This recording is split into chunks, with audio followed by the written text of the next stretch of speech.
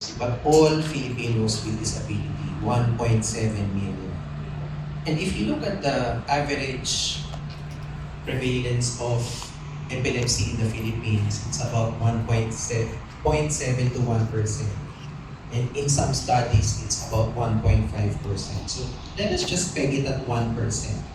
So if there are 100 million Filipinos, so if you do the math, that's about 1 million Filipinos afflicted with epilepsy, right?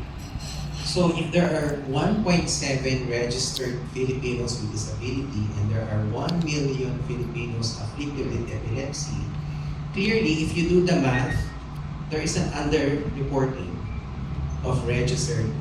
Alam nga naman pong 750,000 lang po yung mga may physical disabilities, may mental disabilities, may intellectual disability, may vision impairment. Imposible po, right? So clearly, there is an underreporting, under-registration.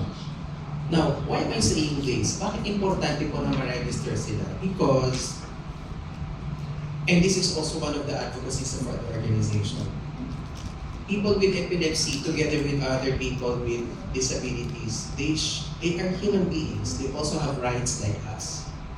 They have access, they should have access, equal access to not only healthcare, but also employment, education,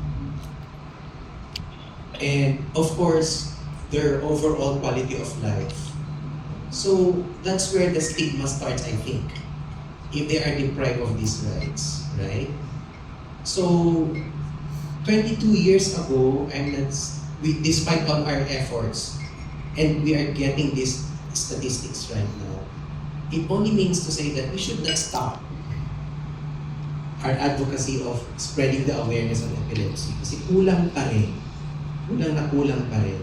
Okay, so, we doctors, we could not do it alone. The Philippine League Against Epilepsy could not do it alone. That's why early this year, when I became president, together with my executive committee, we thought of really collaborating with other sectors of the society, which gave birth to the One Nation for Epilepsy project, which we launched in Iloilo a few days ago.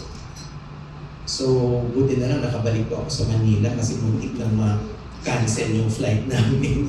Otherwise, I wouldn't be here, no?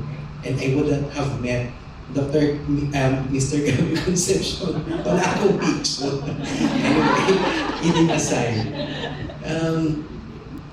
That's why we thought of collaborating with other sectors of the society. You know, and when I was brainstorming with the Zydus team regarding this project, sabi ko, we need someone na may mileage sa social media.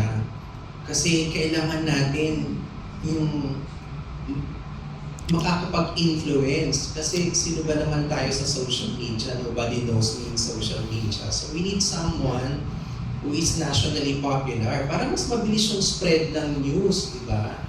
So sila, it was my idea pero sila ang nakaisip kung sino. And I think he is the most appropriate person for this advocacy, to help us in our advocacy. No?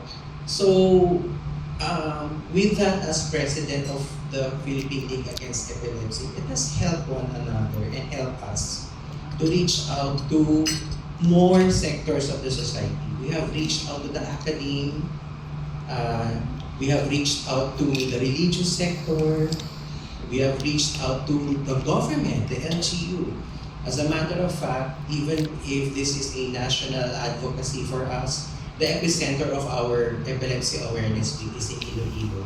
We had the strong support of the governor of Iloilo and the mayor of Iloilo, and we designated Western Visayas Medical Center as the tertiary referral center in Western Visayas for our patients with epilepsy. And we hope that this will be contagious to the rest of the regions of the Philippines. So yun lang po yung call ko sa inyo. Please help us na sana maging successful itong advocacy natin for epilepsy. Kasi at the end of the day, this is not for the organization, but this is for our patients. Maraming salamat po.